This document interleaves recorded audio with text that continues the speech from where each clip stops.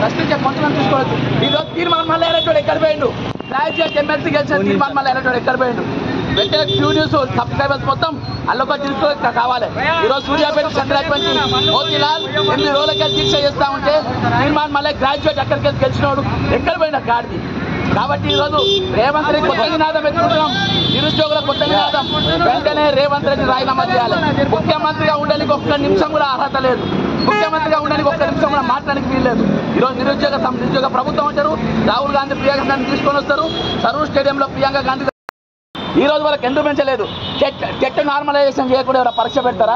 గురుకుల ఎగ్జామ్ అయిపోయింది, ఇప్పటి వరకు ఇవ్వలేదు. కాబట్టి ఈరోజు నిరుద్యోగ సమస్యలు అనేకం ఉన్నాయి. కానిస్టేబుల్ 168 పోస్టులు ఇవ్వాల్సి వరకు వాళ్ళకి ఆర్డర్ కాపీలు ఇవ్వలేదు.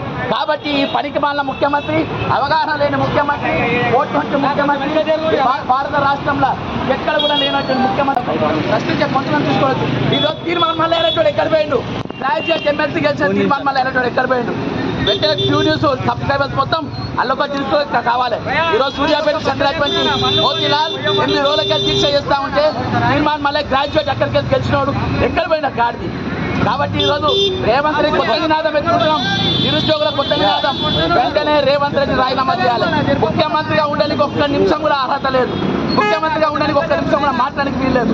ఈరోజు నిరుద్యోగ ప్రభుత్వం అంటారు. రాహుల్ గాంధీ ప్రియాంక గాంధీ తీసుకొని వస్తారు.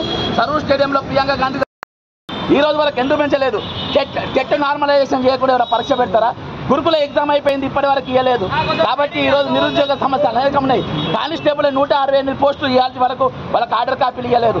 కాబట్టి ఈ పనికి మాలిన ముఖ్యమంత్రి, అవగాహన లేని ముఖ్యమంత్రి, ఓటు ముఖ్యమంత్రి, భారత రాష్ట్రంలో ఎక్కడ కూడా లేనటువంటి ముఖ్యమంత్రి